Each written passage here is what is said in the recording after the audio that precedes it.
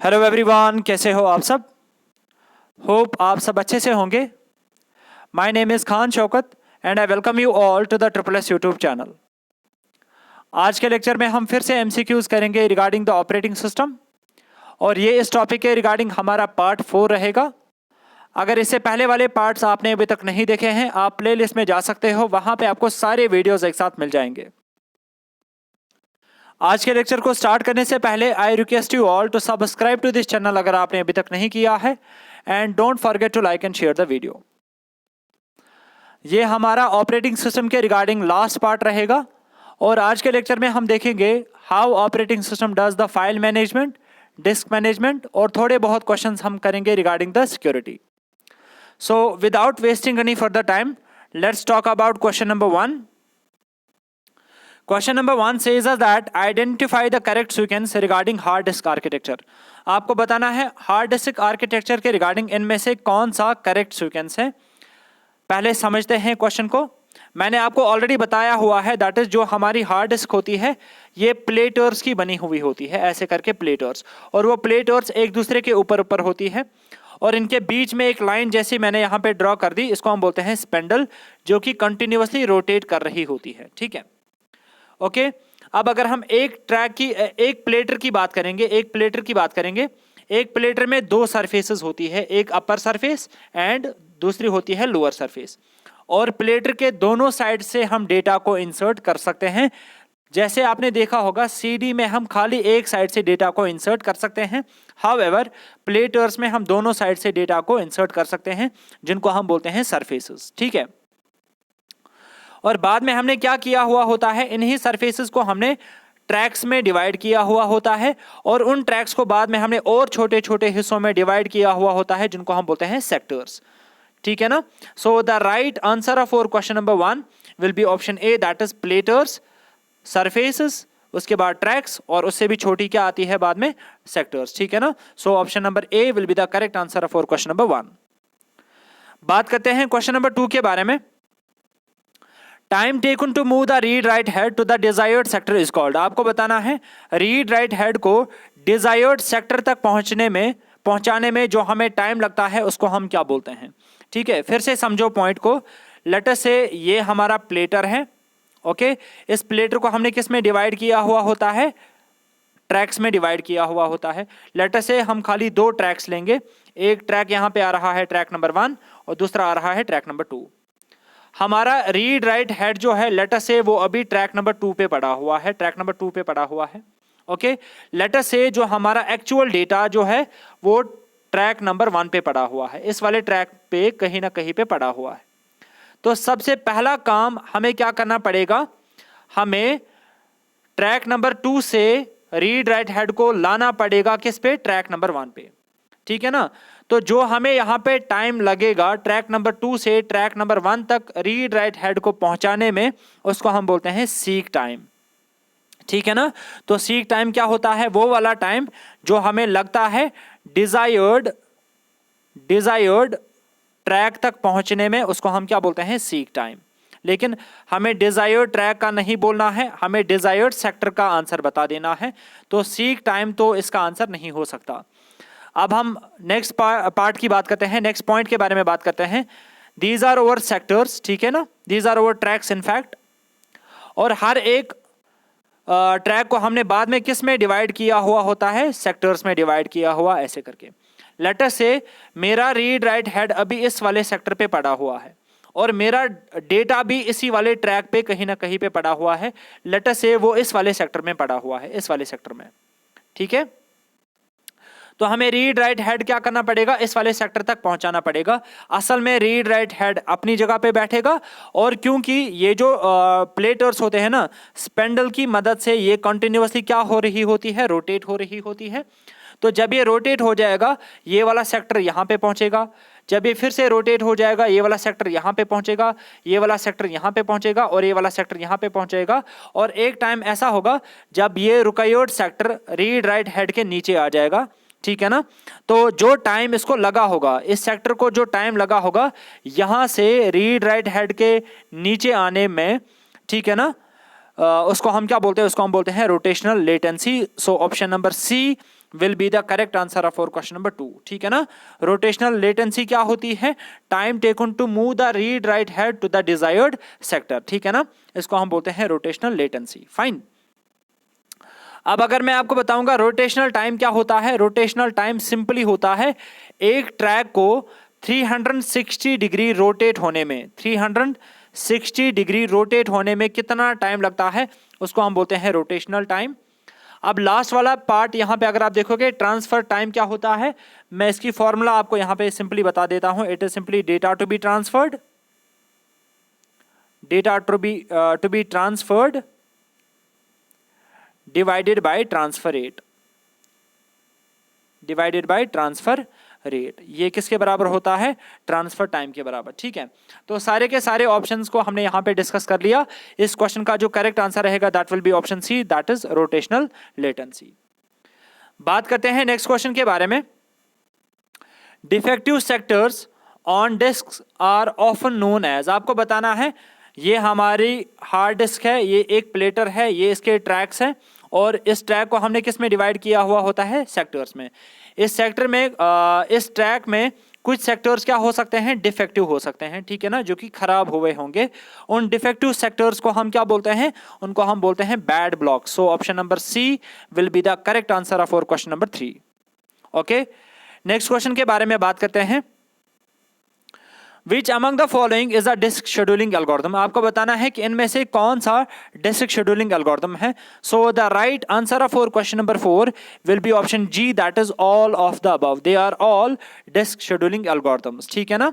Okay, इतने options मैंने इसीलिए लिए हैं ताकि आपको पता चले कि हम कौन कौन सा डिस्क शेड्यूलिंग एल्गोरिथम इस्तेमाल करते हैं, और इसके अलावा भी कुछ और हैं लेकिन ये इंपॉर्टेंट वंस है, ठीक है, इनको आप याद रखोगे।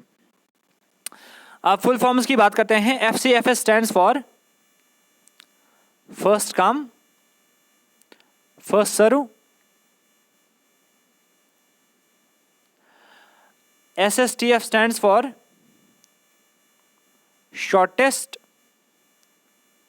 Seek time first. ओके, यहां पे जो सी स्कैन में सी आ रहा है ना, C stands for circular. Okay, circular scan, और यहां पे भी आप देख सकते हो C look stands for circular look, ठीक है। So these are all disk scheduling algorithms. Next question के बारे में बात करते हैं। SSTF स्टैंड्स फॉर, अभी मैंने आपको बताया SSTF stands for shortest seek time first. So option number B will be the correct answer of our question number 5। बात करते हैं नेक्स्ट क्वेश्चन के बारे में। Question number 6 says us that which among the following is /r file allocation methods. अगर हम file allocation methods की बात करेंगे ना, तो हमारे पास दो types of file allocation methods आते हैं। एक आता है कॉन्टिग्युअस, ओके, और दूसरा आता है नॉन कॉन्टिग्युअस फाइल एलोकेशन मेथड। और जो नॉन कॉन्टिग्युअस फाइल एलोकेशन मेथड है ना, इसके बाद में फर्दर दो टाइप्स निकल के आ जाते हैं। एक आता है linked list file allocation method, और दूसरा इसमें आता है indexed file allocation method, indexed file allocation method. तो इस हिसाब से क्वेश्चन नंबर 6 का करेक्ट आंसर क्या रहेगा? Option number D, that is all of the above, ठीक है ना। ये सारे के सारे क्या है? फाइल एलोकेशन मेथड्स हैं, कॉन्टिग्युअस भी, लिंक्ड भी एंड इंडेक्स्ड भी। नेक्स्ट क्वेश्चन के बारे में बात करते हैं। नेक्स्ट क्वेश्चन पे जाने से पहले मैं आपको बता देता हूं कि जो हमारे पास क्या कॉन्टिग्युअस फाइल एलोकेशन मेथड होती है, ये कैसे काम करता है, ठीक है। हम बात करेंगे रिगार्डिंग कॉन्टिग्युअस फाइल एलोकेशन मेथड, ठीक है। तो कॉन्टिग्युअस फाइल एलोकेशन मेथड, कॉन्टिग्युअस का मतलब हो गया कि हमारे फाइल के सारे ब्लॉक्स कॉन्टिग्युअस होंगे। मैं आपको समझाने की कोशिश कर लेता हूं। लेटर से ये हमारी हार्ड डिस्क है, और हार्ड डिस्क किन की बनी हुई होती है? सेक्टर्स की। लेटर से these are our sectors. Actual में मैंने जो आपको इससे पहले आर्किटेक्चर दिखाया, असल में वही आर्किटेक्चर होता है, लेकिन अब चीज़ों को और प्रॉपरली अंडरस्टैंड करने के लिए मैं हार्ड डिस्क को ऐसे ले रहा हूं। और हार्ड डिस्क हमारी किन की बनी हुई होती है? सेक्टर्स की, ठीक है, सेक्टर्स की। स्मॉलेस्ट एलिमेंट यहाँ पे क्या होता है? सेक्टर। और जब आप कोई भी फाइल क्रिएट करते हो, लेटर से आपने फाइल एक क्रिएट कर दी F1, ओके ये फाइल अगर बड़ी होगी ना तो हम इस फाइल को क्या करते हैं, छोटे छोटे हिस्सों में डिवाइड करते हैं और हर एक छोटे हिस्से को हम क्या बोलते हैं, ब्लॉक। ठीक है, ब्लॉक बोलते हैं। तो ये इस फाइल का ब्लॉक 1 रहेगा, ये इस फाइल का क्या रहेगा, ब्लॉक 2 रहेगा। ओके अब अगर मैं इस फाइल को यहाँ पे हार्ड डिस्क में सेव करूंगा ऐसे करके, ब्लॉक 1 मैंने यहाँ पे डाल दिया और ब्लॉक 2 मैंने यहाँ पे डाल दिया। आप देख सकते हो मैंने कॉन्टिग्यूअस मैनर में इन ब्लॉक्स को यहाँ पे डाल दिया, यानी कि कॉन्टिग्यूअस सेक्टर्स में मैंने इन ब्लॉक्स को डाल दिया। इस type of file allocation method को हम क्या बोलते हैं, कॉन्टिग्यूअस फाइल एलोकेशन मेथड। ठीक है, अब आप क्वेश्चन नंबर 7 का आंसर आराम से कर सकते हो। In contiguous file allocation each file must occupy a set of contiguous blocks on the disk। contiguous file allocation method में हम क्या करते हैं, जो हमारी फाइल के ब्लॉक्स होते हैं वो हम क्या करते हैं, contiguous sectors में या contiguous sectors में डाल देते हैं अपने डिस्क के अंदर। सो option number A will be the correct answer of question number 7। Next question के बारे में बात करते हैं। The main disadvantages of contiguous file allocation method are, आपको बताना है कि contiguous file allocation method में क्या क्या disadvantage आती है। So the right answer of our question number 8 will be third option, that is A, B and C, all of the above। तीनों problems occur हो जाती है किसमें, contiguous file allocation method में। मैं आपको हर एक पॉइंट यहाँ पे थोड़ा थोड़ा करके समझाने की कोशिश करूंगा। Let us say this is our hard disk, और हार्ड डिस्क में हमारे पास क्या होते हैं, sectors. These are our sectors। Okay अब हम यहां पे क्या करेंगे, मैंने एक फाइल सपोज हर एक सेक्टर का साइज मैं ले रहा हूं 2 MB। हर एक सेक्टर का साइज कितना है, 2 MB। यहां पे मैंने एक फाइल F1 क्रिएट कर ली जिसका साइज खुद 1 MB का ही है, जिसका साइज कितना है, 1 MB का है। क्या मुझे इसको ब्लॉक्स में डिवाइड करने की जरूरत है, नहीं। हम क्या करेंगे, फाइल 1 का खाली एक ही ब्लॉक रहेगा और इस ब्लॉक को मैं कहां पे डालूंगा, लेट अस से इसको मैंने पहले सेक्टर में यहां पे डाल दिया, इस वाले सेक्टर में डाल दिया। अब आप देखोगे इस सेक्टर का साइज कितना था, 2 MB। मैंने यहाँ पे फाइल कितनी डाल दी, यहाँ पे 1 MB की। तो 1 MB यहाँ पे फिर से वेस्ट हो रहा है, उस वेस्ट होने को हम क्या बोलते हैं, इंटरनल फ्रेगमेंटेशन। तो कॉन्टिग्यूअस फाइल एलोकेशन मेथड में इंटरनल फ्रेगमेंटेशन ऑकर हो जाती है। तो यहाँ पे हर एक सेक्टर में हो सकता है आपको थोड़ी थोड़ी मेमोरी ज़ाया हो सकती है, उसको हम बोलते हैं internal fragmentation. Okay let us से अब यहाँ पे एक और फाइल F2 आ गई। सपोज इसके 2 ब्लॉक्स है, इसके 2 ब्लॉक्स हैं। तो एक ब्लॉक मैंने कहाँ पे डाल दिया, लेट अस से ये मैंने इस वाले सेक्टर में डाल दिया। ओके दूसरा ब्लॉक मैंने यहाँ पे डाल दिया, इस वाले सेक्टर में डाल दिया। फाइन। अब अगर आप फाइल 1 को एक्सटेंड करना चाहते हो, अगर आप फाइल 1 का साइज इंक्रीज करना चाहते हो, ओके आप फाइल 1 सपोज आपकी कोई पीपीटी है, अब आप इसमें बहुत सारा और डेटा इंसर्ट कर रहे हो और इस फाइल का साइज सपोज आप बना कितना, 3 MB का। इस फाइल का साइज कितना बना, 3 MB का। क्या आप इसको यहाँ पे एक्सटेंड कर सकते हो, द आंसर इज नो।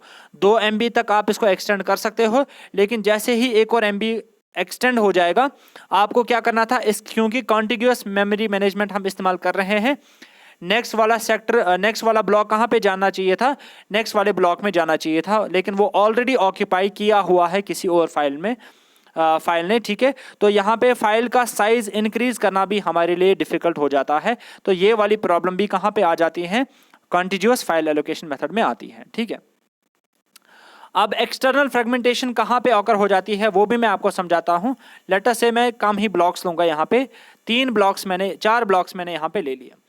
अब फाइल 1 आपने बना दी और फाइल 1 का साइज है 1 MB। लेट अस से ये एक ही ब्लॉक है, ठीक है ना, एक ही ब्लॉक है और ये वाला ब्लॉक आपने इस वाले सेक्टर में डाल दिया। नाउ व्हाट हैपन्स नेक्स्ट, यहाँ पे एक और फाइल आ गई F2 और उसमें 2 ब्लॉक्स हैं। उसमें कितने ब्लॉक्स हैं, 2 ब्लॉक्स। एक ब्लॉक आपने यहाँ पे डाल दिया और एक वाला ब्लॉक आपने यहाँ पे डाल दिया। फाइन, ठीक है। अब आपने क्या किया, कुछ टाइम बाद F1 की आपको ज़रूरत नहीं पड़ी, आपने F1 को क्या कर लिया, डिलीट। ठीक है, आपने F1 फाइल को क्या कर लिया, डिलीट कर दिया। तो ये वाला स्लॉट भी क्या हो जाएगा, फ्री हो जाएगा। ये वाला स्लॉट भी फ्री हो जाएगा और ये वाला स्लॉट तो ऑलरेडी फ्री ही है। लेट अस से अब यहाँ पे एक और फाइल आ गई F3 जिसमें 2 ब्लॉक्स हैं। कितने ब्लॉक्स हैं, 2 ब्लॉक्स। क्या हम इस फाइल F3 को यहाँ पे सेव कर सकते हैं, द आंसर इज नो। क्यों नहीं कर सकते हैं, हमारे पास 2 सेक्टर्स तो फ्री है लेकिन वो नॉन कॉन्टिग्यूअस मैनर में है, कॉन्टिग्यूअस मैनर में है। एक ब्लॉक कहीं और पे आ रहा है और दूसरा ब्लॉक कहीं और पे आ रहा है और continuous memory management, file management में हम ऐसा नहीं कर सकते हैं। अगर आपको फाइल के ब्लॉक्स को सेव करना है तो वो क्या होना चाहिए, कॉन्टिन्यूअस मैनर में होने चाहिए, ठीक है।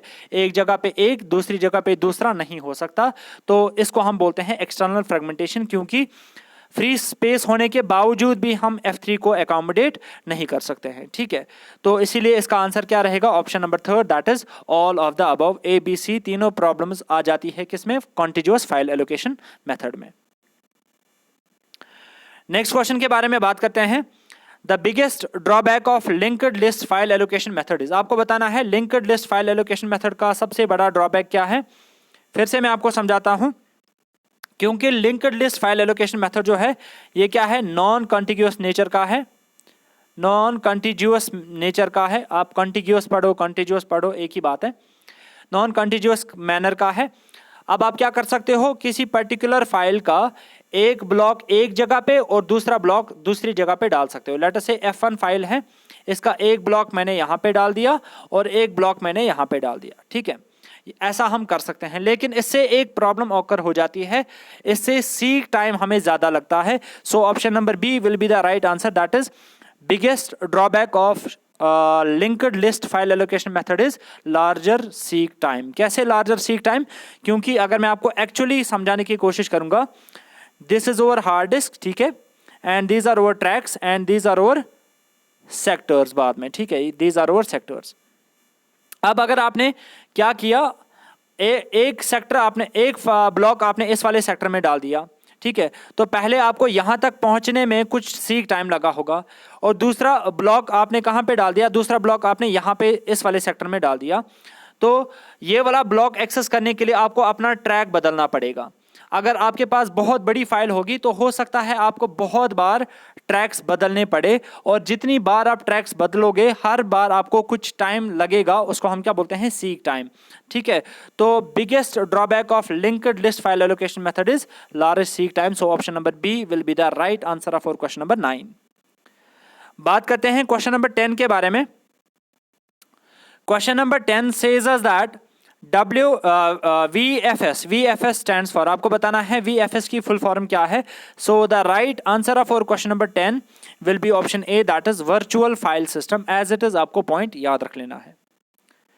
नेक्स्ट क्वेश्चन के बारे में बात करते हैं। What is a trap door, आपको बताना है ट्रैप डोर क्या होता है किसी पर्टिकुलर प्रोग्राम में, ठीक है। सिक्योरिटी होल इन नेटवर्क, नो, ऐसा नहीं होता है। अ टाइप ऑफ एंटीवायरस, ये एंटीवायरस भी नहीं है, तो ऐसा भी नहीं होता है। ऑल ऑफ द अबव भी इसका आंसर नहीं रहेगा। So the right answer for question number 11 will be option C, that is a security hole inserted at programming time in the system for later use. Trap door क्या होता है, ये एक ऐसा सिक्योरिटी होल होता है, या आप सिंपली बोल सकते हो ये एक ऐसा लूप होल होता है जो कि हम प्रोग्रामिंग के टाइम पे सिस्टम में खुद से डाल देते हैं, ताकि हम इसको फ्यूचर में कभी ना कभी इस्तेमाल करें किसी पर्टिकुलर यूज के लिए, ठीक है ना, किसी पर्टिकुलर चीज के लिए। सो ट्रैप डोर आपको होपफुली समझ में आ गया होगा, ठीक है। ये जानबूझ के हम डालते हैं अपने प्रोग्राम्स में, लूप होल डालते हैं ताकि हम उसको फ्यूचर में कभी ना कभी इस्तेमाल कर सकें, ठीक है। नेक्स्ट क्वेश्चन के बारे में बात करते हैं। Which of the following is least secure method of authentication? आपको बताना है कि इनमें से कौन सा least secure method है authentication। Authentication का मतलब सिंपली हो गया, जब आप अपने आप को authenticate करते हो, आप अपनी credentials देते हो और आपको बताया जाता है क्या आप valid user हो कि invalid user हो। तो authentication generally हम किससे करते हैं, by providing over username and password, username and password, okay, username and password, ठीक है। सो इनमें से आपको बताना है इन चार ऑप्शंस में से कौन सा लीस्ट सिक्योर ऑथेंटिकेशन मेथड है। So the right answer will be option number D, that is password वाला सिस्टम क्या है, लीस्ट सिक्योर है, यानी कि ये उतना ज्यादा सिक्योर मेथड नहीं है ऑथेंटिकेशन का। रेटिना पैटर्न एक काफी सिक्योर मेथड है, फिंगरप्रिंट भी और की कार्ड भी, these are the secured methods of authentication. However password वाला सिस्टम उतना ज़्यादा सिक्योर नहीं होता है, क्योंकि पासवर्ड वगैरह फ्रीक्वेंट बेसिस पे हैक किए जाते हैं, ठीक है। नेक्स्ट क्वेश्चन के बारे में बात करते हैं। Why is one time password safe, आपको बताना है जो हम OTP का इस्तेमाल करते हैं इसको हम क्यों बोलते हैं कि ये सेफ है। बिकॉज जितनी बार आप किसी पर्टिकुलर एप्लीकेशन को यूज़ करोगे जिसमें आपको OTP की ज़रूरत पड़ती है, हर बार आपको डिफरेंट OTP मिलती है उस एप्लीकेशन को इस्तेमाल करने के लिए। So option number C will be the right answer, that is it is different for every access. जब भी आप उस पर्टिकुलर एप्लीकेशन को या उस पर्टिकुलर चीज़ को एक्सेस करना चाहोगे, आपको हर बार एक डिफरेंट OTP मिलता है, वन टाइम पासवर्ड मिल जाता है, ठीक है। और आपको पता है जैसे ही कुछ टाइम क्वांटम ख़त्म हो जाता है, टाइम ख़त्म हो जाता है, आप बाद में उस OTP को इस्तेमाल नहीं कर सकते हो। अगर ये OTP हैक भी हो जाएगी किसी स्पेसिफिक टाइम पीरियड के बाद, ये क्या बन जाएगा, इनवैलिड बन जाएगा, आप इसको इस्तेमाल नहीं कर सकते हो, ठीक है। नेक्स्ट क्वेश्चन के बारे में बात करते हैं। What is the characteristic of authorisation. आपको बताना है कि एथोराइजेशन का इनमें से कौन सा कैरेक्टरिस्टिक है। So the right answer of our question number 14 will be option D, that is deals with privilege and rights. मैंने आपको क्या बताया, लेट अस से ये सपोज किसी यूनिवर्सिटी का, लेट अस से मैं कश्मीर यूनिवर्सिटी की बात कर रहा हूँ, एक यूनिवर्सिटी है, लेट अस से कश्मीर यूनिवर्सिटी। अब यहाँ पे इनके पास कितने यूजर्स का या स्टूडेंट्स का डेटाबेस होगा, इनके पास बहुत सारे स्टूडेंट्स का क्या है, डेटाबेस है, ठीक है। अब अगर आपको अपना रिजल्ट देखना है या अपनी क्रेडेंशियल्स देखनी है, आप क्या करते हो, अपना डेट ऑफ बर्थ देते हो और अपना सपोज रजिस्ट्रेशन नंबर देते हो अपना डेटा एक्सेस करने के लिए। तो ये जो डेट ऑफ बर्थ और रजिस्ट्रेशन नंबर आपने दिया ना, इसकी मदद से आप अपने आप को सबसे पहले ऑथेंटिकेट करते हो, ठीक है ना, क्या आप वैलिड यूजर हो कि नहीं हो, किया आपने अपने आप को ऑथेंटिकेट। और बाद में क्या कश्मीर यूनिवर्सिटी के सारे डेटाबेस को आप देख सकते हो, द आंसर इज नो। आप खाली वो वाला पार्ट देख सकते हो जो कि आपके लिए बनाया गया होगा, ठीक है ना, जिस पे आपका राइट है या जिस पे आप की प्रिविलेजेस चलती है, आप खाली वो वाला डेटा देख सकते हो इस बड़े डेटाबेस में से, ठीक है ना, उसको हम बोलते हैं एथोराइजेशन। एथोराइजेशन बात करता है एक्सेस की, ठीक है ना, कि आपको किस चीज को एक्सेस करने दिया जाएगा, ठीक है। तो होपफुली ये वाला क्वेश्चन भी आपको अच्छे से समझ में आ गया होगा। बात करते हैं आज के सेशन के लास्ट क्वेश्चन के बारे में। For most computers bootstrap is stored in. आपको बताना है कि बूटस्ट्रैप कहाँ पे होता है। सबसे पहले आपको पता होना चाहिए कि बूटस्ट्रैप क्या है। It is simply a program या और you can say that it is a piece of code जो कि हम इस्तेमाल करते हैं अपने इनपुट आउटपुट डिवाइसेस को या पेरिफेरल डिवाइसेस को इनिशियलाइज करने के लिए जब हम अपने कंप्यूटर को स्विच ऑन करते हैं, ठीक है। और ये बूटस्ट्रैप कहाँ पे हम स्टोर करके रखते हैं। So the right answer will be option number B, that is wrong. Read only memory is the right answer. तो होपफुली आज के सारे क्वेश्चंस आपको अच्छे से समझ में आ गए होंगे। इन केस अगर आपको कहीं पे कोई भी डाउट आता है, आप वो कमेंट सेक्शन में मेंशन करके बता सकते हो, या तो नेक्स्ट लेक्चर में मैं उसका आंसर दूंगा या वहीं पे कमेंट के नीचे में ही आपको मैं वो चीज़ें समझाने की कोशिश करूंगा इन केस अगर कहीं पे कोई भी डाउट होगा। तो बाय दिस हमारा ऑपरेटिंग सिस्टम वाला टॉपिक खत्म हो जाता है। होपफुली ऑपरेटिंग सिस्टम के रिगार्डिंग जितने भी इंपॉर्टेंट पॉइंट्स थे वो आपको सारे के सारे समझ में आ गए होंगे, और जितनी भी मेन फंक्शनैलिटीज़ है ऑपरेटिंग सिस्टम की, हर एक फंक्शनैलिटी के रिगार्डिंग हमने 4-4, 5-5 ऑब्जेक्टिव्स को डिस्कस करने की कोशिश की है, ठीक है। Hopefully I guess the justice with the subject. अब आप मुझे कमेंट करके बताएंगे कि नेक्स्ट लेक्चर में किस पे लेके आ जाऊं। कमेंट सेक्शन में आप मेंशन करके बताएंगे। तो मिलते हैं नेक्स्ट लेक्चर में। अगर आपको आज का सेशन अच्छा लगा, do hit the like button. मिलते हैं नेक्स्ट लेक्चर में। Till then take a very good care of yourself. Good bye.